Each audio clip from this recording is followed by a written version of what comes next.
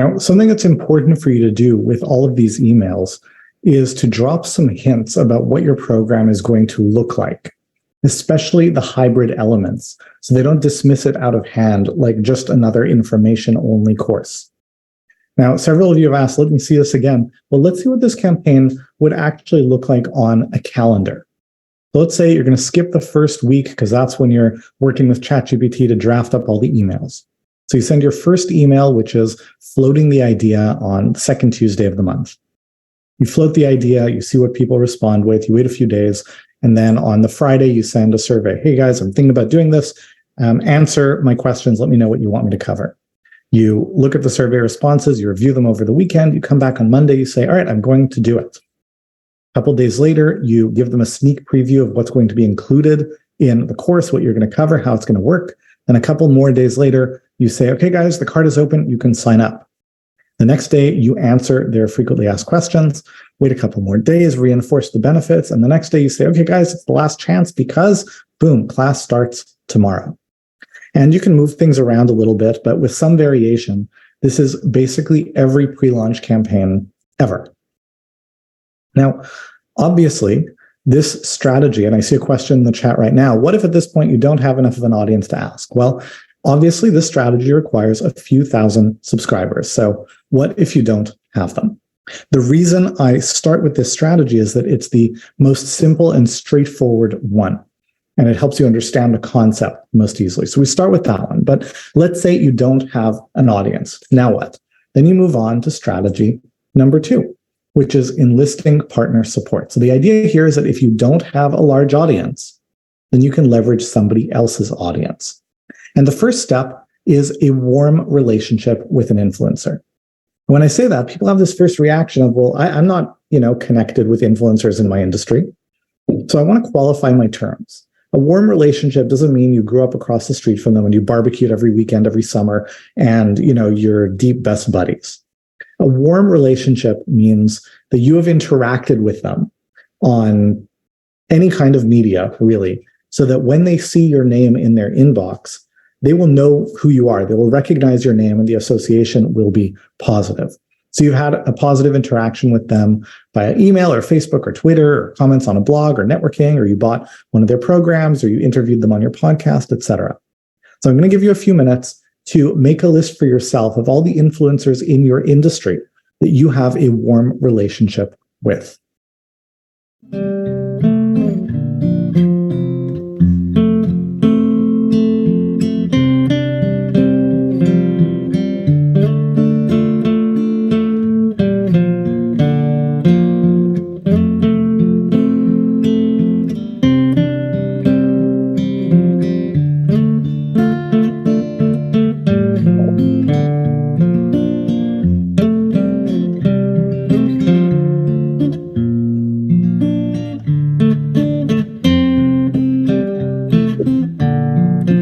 Question in the chat, what constitutes an influencer? An influencer is someone who has an audience or following. They can send an email or a message and get it to thousands or more people.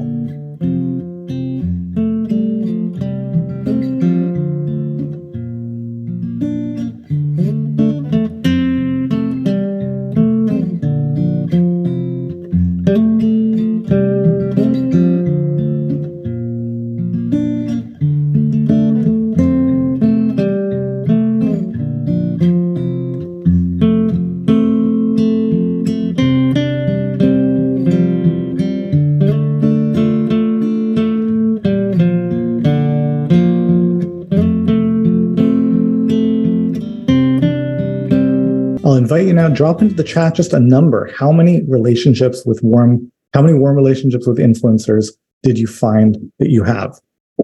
I'm seeing 2, 17, 25, 10. You guys can see in the chat. A few people have said 0. And if that's the case, that's okay, because remember, there are 2 more strategies. But most of you have warm relationships with influencers, which is awesome. So now let's talk about how you'll reach out to these warm connections. And I'm going to give you a template. You're going to want to grab a screenshot of this. And there's no subject line because you want to reply to your last interaction with them. Reminds them of why they like you. So you start with, thanks again for, and again, remind them why they like you.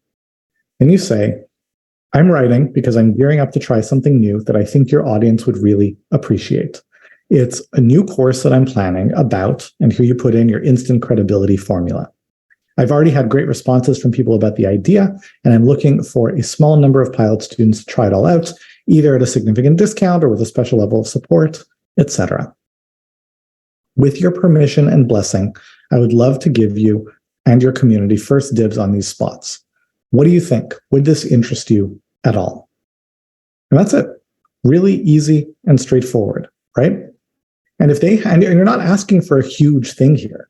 And if they have a reasonably sized audience, they should only have to send 1 or 2 emails to get you going. So how does that affect this campaign we already laid out? It actually simplifies it. You cross off the first half. They're going to send an email straight to this part here saying the card is open. They're going to send it to a landing page where people can put in their name and email address. And then after that, it takes them to the sales page. That way you can follow up with the rest of the campaign. Maybe you push the frequently asked emails by a day, but that's about it. So that's our second strategy. Now, the third strategy is free coaching calls. And heads up, this is the one that tends to be considered the most popular by my students. The idea here is to use free coaching calls to build interest and lead to your pilot. And so there's no big audience needed. And because you're using free coaching calls, this is also a really good way to jumpstart a coaching business. And this strategy was implemented masterfully by my friend Lou Dallow. And there's actually a detailed case study of exactly what he did, and we offer it inside of our programs. But let me walk you through his results. So laying them out on a timeline. Over the course of the first 60 days, he generated $37,500 in revenues. Then at the 2-month mark, he launched his pilot course, made $30,000 in pilot course sales. Then he doubled down, delivered a great experience for people, built his full course, launched it at the 9-month mark, made $100,000 in course sales and another $250,000 in coaching revenue. And that was followed by a lot more in overall customer lifetime value. Now, I want to be clear. This was a phenomenal, successful implementation. So your mileage not just may vary, it will vary. But even if you just do a fraction of this, if you do 10% of this, wouldn't that be amazing for your initial launch? Put 10% into the chat if you would be very happy with just 10% of these results for your first course. I'm seeing 10%, I'm seeing some 5% even. Awesome. And here's the thing, it is not actually that unusual of a result when you consider the entire life cycle of online courses. And in case you're wondering, when Lou did this, he had about 350 active subscribers. So if you only have a couple hundred people on an email list or connections on LinkedIn, you can totally do this. So let's get through the steps of how to do this one by one.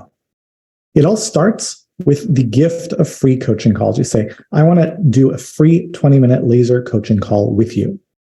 And you've got to be willing to roll up your sleeves, put in some elbow grease. Lou did about 150 of these calls in 3 weeks. Now, I'm going to make some assumptions. Usually the people who gravitate towards my work, they are willing to do the work. Put the word work into the chat. If you're like, I'm willing to do the work, I'll roll my sleeves. I'll make 150 calls in 3 weeks if that's what it takes. I'm totally game, right? The people who come to me, they're willing to do the work. The hard part is not doing 150 calls. The hard part is getting 150 people to want to do a call with you. So we'll talk about that in a moment. But let's talk about why we do this. We do all these calls because, first of all, you get a real in-depth sense of what people want to pay to learn from you. And second, you engage with your best prospects so they listen when you offer the pilot. And AI can even help you do it more effectively because you can point to things like your prospect's LinkedIn and social profiles and ask it to write you a summary of key things to be aware of. So you go in to the calls that much more prepared. Right? Again, the trick is to have really good prompts that will give the AI the instructions that will return a useful summary to you. Now, again, the hard part is not doing 150 calls. That's just the tedious part. The hard part is getting 150 people to want to get on a call with you. So here's how you do that. You approach them with a message like this. You say, I want to give back and better understand what people are struggling with the most.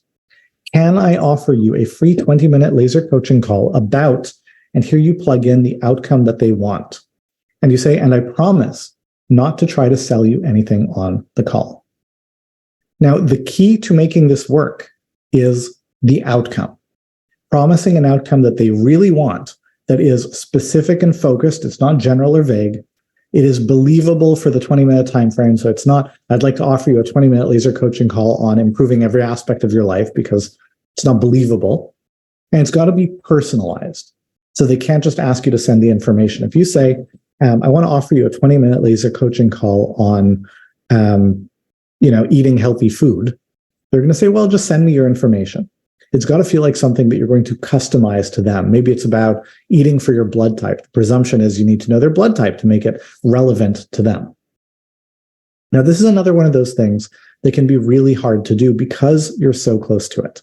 This is one of the things that my coaches work with our students on very closely to help them really get it right. But AI can be a really good brainstorming partner. So here's a really simple version of what a prompt might look like. And you can try this right now with ChatGPT, or think about and share in the chat. How would you improve this prompt? I'm an expert in fill in the blank. What could I help someone figure out in 20 minutes?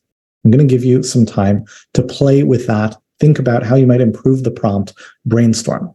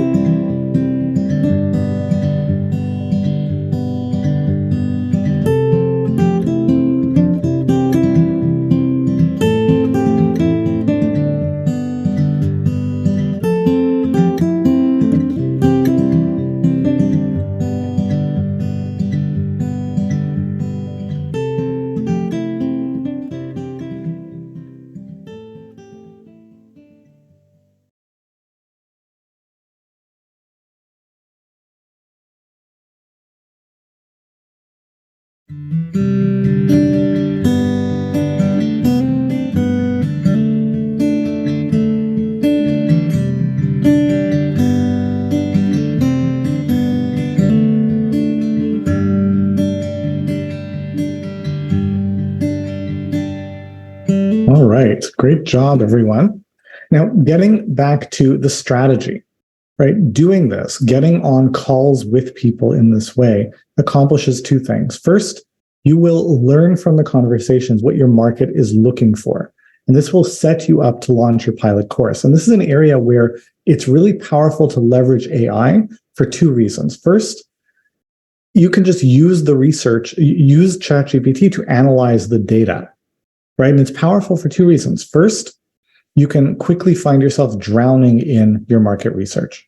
Let's say, for example, that you conduct 60 market research interviews, so a lot less than the 150 that Lou did. And it's just 20 minutes per interview. You're very diligent. None of them run over, which you all know yourselves, that may or may not be realistic. Now, normal human speech averages 100 to 200 words per minute. So do the math, 60 calls times 20 minutes times 100 to 200 words per minute. You're looking at between 120 and 240,000 words total, right? In terms of how much market research data you're collecting. So you get them all transcribed. You've got to analyze them and say, well, what are the trends? What am I taking away from? This is like 3 to 6 nonfiction books. That's a ton of work to review, never mind to carefully parse for insights. But that's the sort of thing that the GPT engine is great at. And you don't have the garbage in, garbage out problem that you would if you asked ChatGPT a random question, because it wouldn't be answering based on the entire internet. It would only be answering based on the data that you are telling it to review. And you know that it's quality data because you collected it yourself. Now, there is one little problem with that, which is the little message box that you drop your prompts into. How are you going to fit hundreds of thousands of words in there? And there are different ways you can approach this. You can do it by accessing enterprise level versions of ChatGPT, like the GPT Playground, or by writing code that calls their API. But there is a hack to getting around all that, which is to just put all of your research into a publicly accessible Google Doc. Then your prompts can read something like, read the document at this URL and tell me whatever you want it to give you back. Now, by doing this, you'll learn a lot about what your market wants from your course and also more broadly. We did the same sort of research a couple of years ago, but without AI, so it took a lot longer. And we found that in addition to the stuff that people specifically wanted to learn from us, like how to build and sell hybrid courses, a lot of people in our market were really struggling and needing help with the day-to-day execution in their business. Stuff like writing marketing copy and producing content and setting up web pages and integrating tech platforms and designing visual components. Put the word stuff into the chat if you're like, yeah, I need help with a lot of that stuff. I'm going to take a sip of my drink. Right? The content production, the technology setup, the integration, the design. A lot of people, yeah, there we go. I'm seeing that on the chat as well. A lot of people need help with that.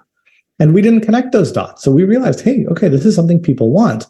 And that led us to create our Mist Digital Fractional Marketing and Operations Agency. So basically, it's your outsourced marketing and operations department to get everything you need done in your business. Put the word cool into the chat if you're like, that's cool. I can just use this service and they will implement and get done anything that I need in my business, my website, my pages, my copy, my technology. Yeah. And it's become a great part of our business. And we wouldn't have even known that people want this if not for doing this kind of research. And that's exactly the point. Now, there's one more important strategy that will help you do this well with AI, and it's actually relevant to all of your prompt engineering efforts. And that is the strategy of role definition. Because remember, the AI is looking for the statistically most likely right answer. And what you're doing with careful prompt engineering is essentially refining the parameters of what that answer should look like. And a powerful way to do that is by telling ChatGPT what role it should be playing. So for example, you might start your prompt by telling it, you are a market researcher. So it knows that's how it's supposed to approach it.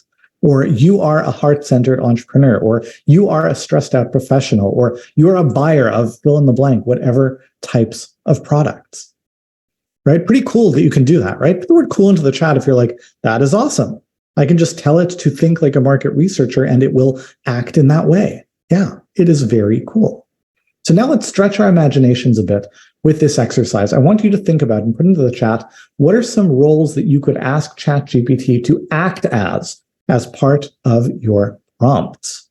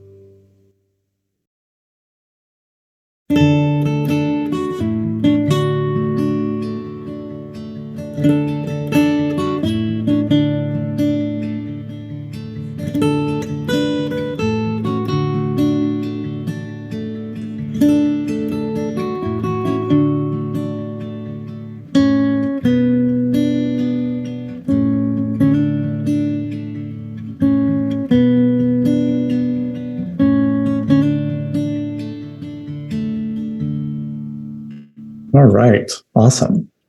I saw a lot of good ideas in the chat. I also noticed someone saying I could ask ChatGPT to act as a concerned husband. I'm hoping that is as kind of target market research and not as a surrogate.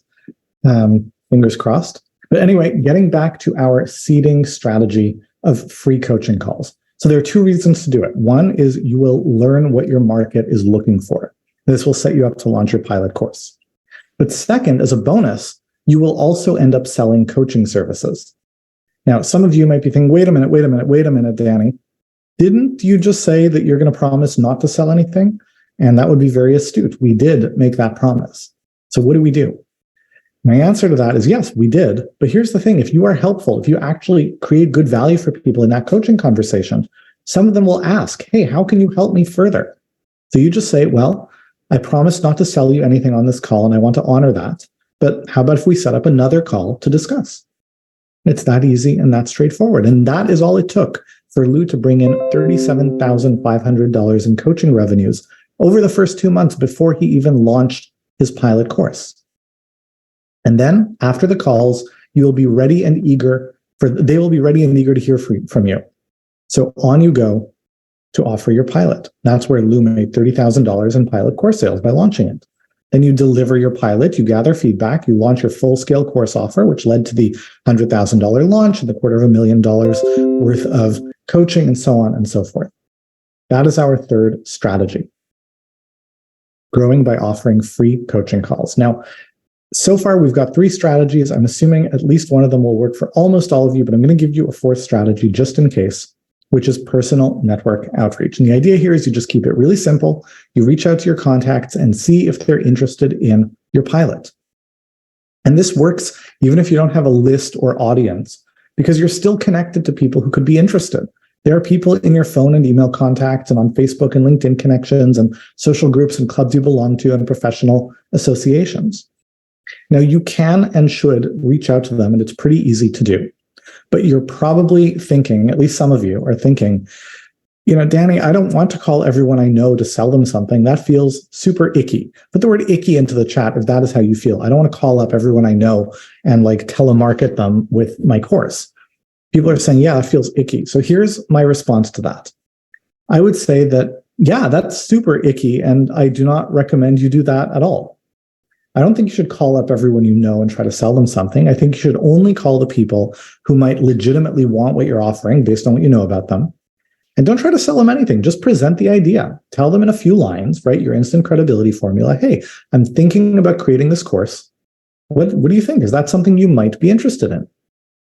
And you can only have 2 responses to that question. They could say, no, I don't think I'm interested in that. In which case you say, okay, no problem. Can you tell me why not? And you make it clear you're not trying to convince them. You just want their feedback, right? You said you're thinking about doing this. So if they don't want it, right, you should know. That's a good thing to know, and you should know why. So they could say no. And the other option is not that they can say yes. They can't say yes. You haven't given them enough information to say yes. But they could say, maybe, I might be interested. In which case you say, cool. And you explain all the details of the offer. You tell them what it's going to be about, what it's going to cover, what the outcomes are going to be, how long it's going to last, how many people are going to be in the pilot, what you're going to charge for the full course, what you're going to charge for the pilot course, etc. And you say, do you want a spot? And to that, they can say 3 things. They can say no, in which case you ask for feedback. They can say yes, in which case you say, that's fantastic, and you take their payment. Or they can say, maybe, I'm not sure. I need to think about it. I need to talk to my spouse. I need to sleep on it, whatever. In which case you say, no problem. Can you give me an answer by Monday or whatever? And that leads to a yes or a no. And you'll have to make a few dozen calls, but they're all easy and low-key calls. And if you're onto a good idea, this approach alone is enough to fill your pilot in just a few weeks.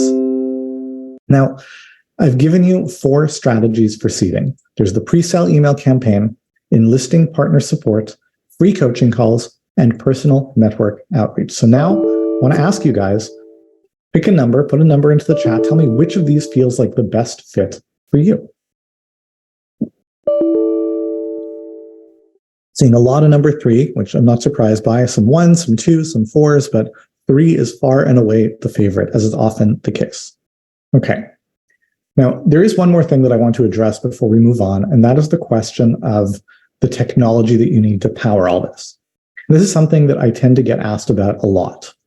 And we'll talk about course technologies tomorrow, but at least on the marketing side, as you can see, this really doesn't require a lot of technological complexity.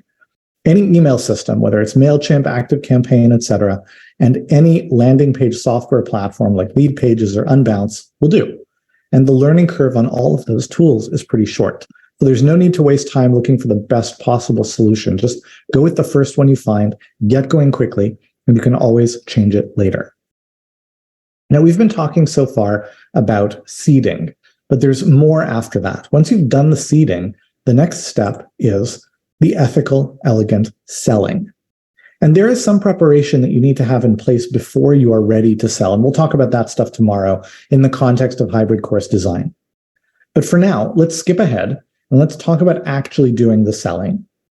And look, there are a lot of ways that you can sell. It can be as technically complex as elaborate automated messaging sequences or even building your own bots. It can be as involved as a webinar or multi-day event like this one. And it can be everything in between. And eventually, those are all good strategies that have their place. I mean, clearly, I'm doing this right now. But when you're getting started, you always want your bias to be towards keeping it simple, especially for your first through runs. So there are two broad approaches that you'll want to explore for selling. One is a call. It could be phone, it could be Zoom, and we've already started talking about that. We'll talk more about that in a bit. And the second way is through an email conversation. And we'll start with that because I know that's what everybody wants. But trust me when I say that if you can, a call is your better bet for a lot of reasons. Now, when it comes to marketing with email, things can get really complex really fast. You can do all these elaborate sequences and even some of the structures that we looked at for pre-launch campaigns. And they make sense if you have a large audience of followers. But as much as possible, you'll want to keep it simple, particularly if your audience is relatively small, meaning less than a couple thousand people, in which case the connections are probably a bit more casual. And that means they probably aren't expecting a long email sequence from you, right? If you have thousands of people who've subscribed to hear from you, you can send them a long email sequence. But if you have contacts, right, people who know you in professional circles, and you start emailing them email after email after email in this sequence, it would be weird, right? Put the word weird into the chat.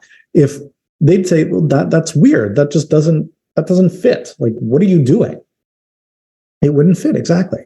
So what I'll do is I'm going to walk you through two versions of a pretty simple campaign structure. One that is exclusively through email, and another that starts with email and then goes to a call.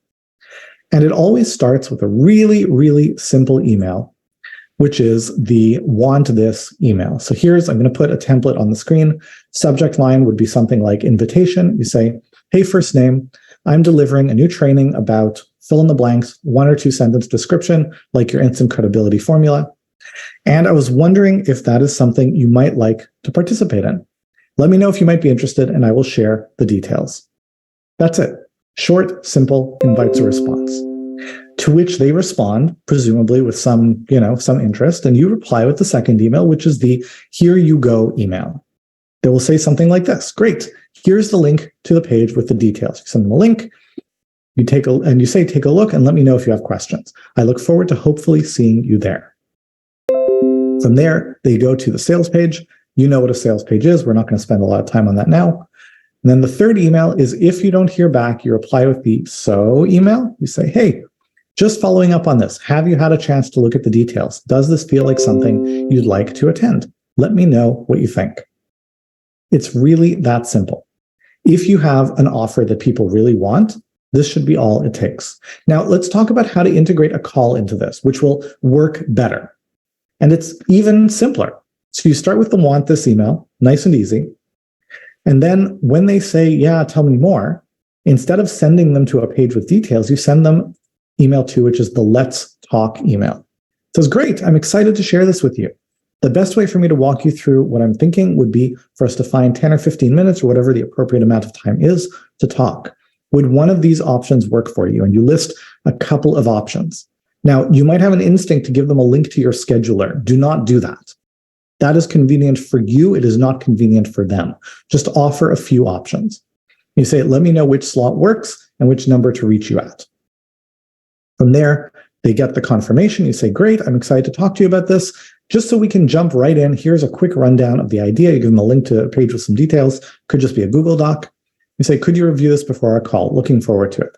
And after you talk to them, you present what it is. If they haven't circled back, then you can do the so email to follow up. Hey, just following up. Does this feel like something you'd like to participate in? Let me know what you think. Now let's talk about how to conduct the actual call. There are two ways you can approach it. The first is the kind of simple structure that we talked about earlier, which is kind of sort of a research call, right? You call people who might legitimately be interested. You tell them what it is, ask them if they might be interested. If not, ask for feedback. If maybe give them more details, etc. There's also a more rigorous structure that you can follow, which is more of a strategy call format. The structure that I use and recommend is based on the WHOOP method, which is a framework for supporting positive behavior change developed by researcher Gabrielle Oettingen at NYU and the University of Hamburg. And I teach this structure at some of our live training events, which I know many of you have attended. And I know that many of you have claimed your bonus ticket to our Teacher Gift Live event when you registered for this weekend. So you'll be covered with that. But whichever method you use, it's really valuable to have that actual conversation rather than do it through email, because you're still gathering feedback about what people do and don't like. And that's actually going to inform the design of your hybrid course, which we'll talk about tomorrow. Now, you might still get resistance about the price. Some variation of people saying, that's too much, that's too expensive, that's a lot of money. And I promised I would tell you how to handle that. So first of all, don't get defensive, right? It is not a judgment of you or your worth or your value. Don't feel like you need to defend your price. And when they say it's a lot of money, you're like, no, it's not. It's really good value. I swear it is.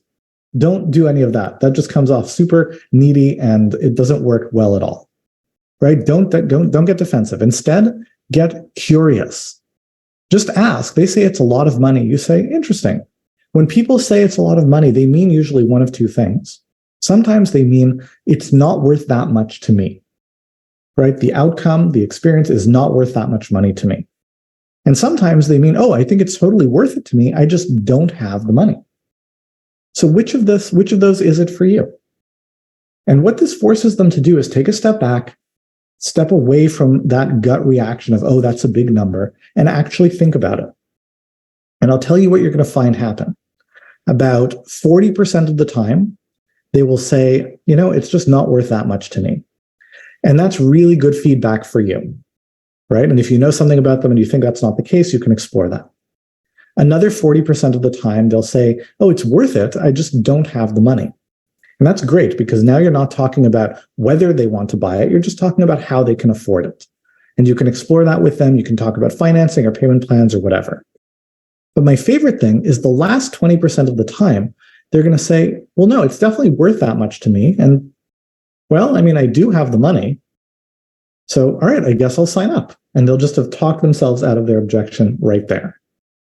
So very simple, very easy. Any kind of feedback of it's a lot of money, it's too expensive, don't get defensive, just get curious and ask, do they mean it's not worth that much to me? Or do they mean I just don't have the money? If that's helpful, put the word helpful into the chat. If you're going to use that next time you hear someone say, oh, that's a lot of money, or some version of that.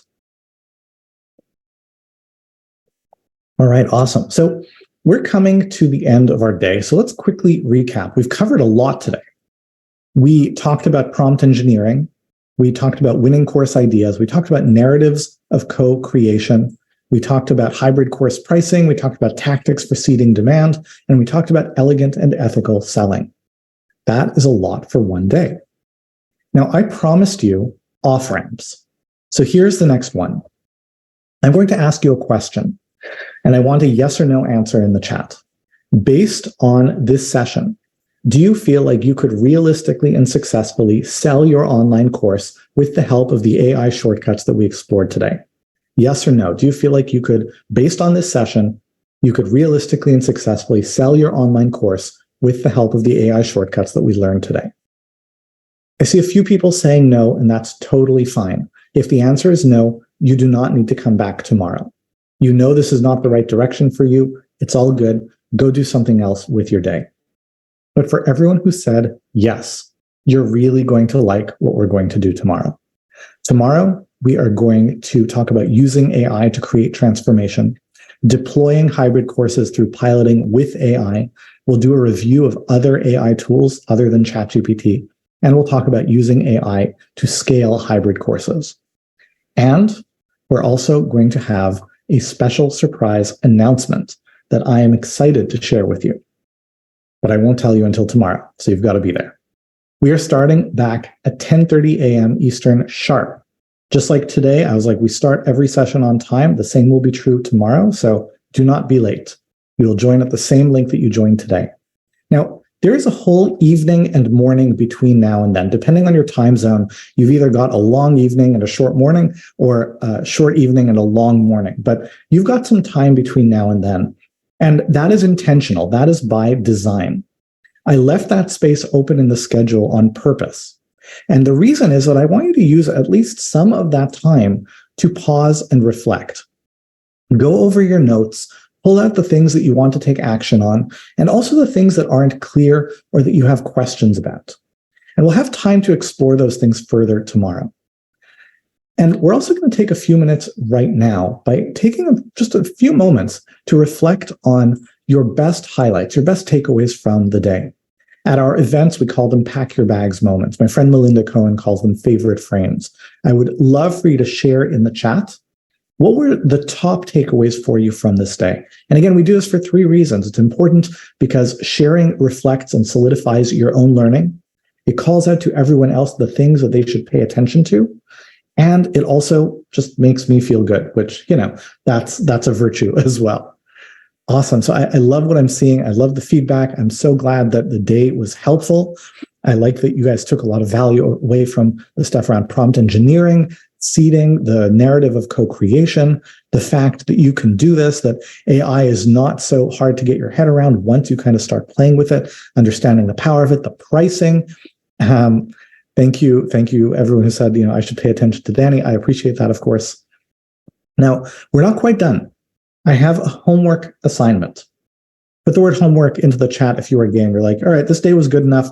I will do a homework assignment in order to maximize my learning. Awesome. People are saying homework. So let me tell you what it is. This assignment is to accelerate your growth and solidify your learning. Now, I'm actually going to do this in 2 steps. I will tell you what it is in a moment. But for now, let's just start with this. It will probably take you about half an hour, and it might be a little uncomfortable. Not very, but a little. But like I said, it will accelerate your growth and solidify your learning. So with that as context, are you game? If you are game, put the words "I'm game" into the chat. If you are game to take about half an hour, be a little bit uncomfortable, but it will solidify and accelerate your learning. Awesome. I love that you are game, and I'm intentionally asking you to commit before the next ingredient because I want you to practice stepping out of your comfort zone. So the assignment is to share. Pick someone close to you. It could be a spouse, a business partner, a sibling, a close friend. Again, reach out to them to share with them the highlights of what you learned today. What was eye-opening to you? What were you excited about? What are you excited about? It's just, and this will accelerate your growth and solidify your learning. Finally, on a number of levels. So thank you all. I hope this was a great day. Have a great evening. Have a great morning. Give yourself some space to think, to reflect, for the ideas to gel and really crystallize for you. I will see you back here tomorrow at 10:30 a.m. Eastern. We'll leave the room open for just a moment if you want to save the chat, and then we will be off.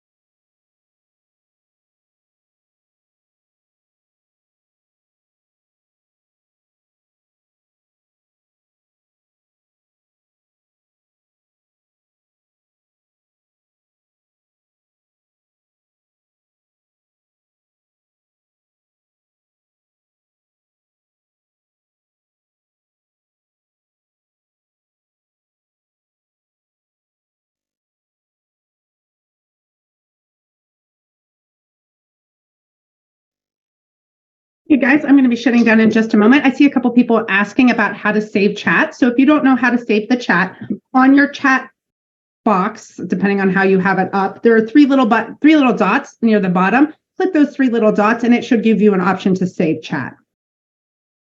So just about 30 more seconds, guys, and I'm going to close out the room. Thank you all for joining us, and we will see you again tomorrow morning.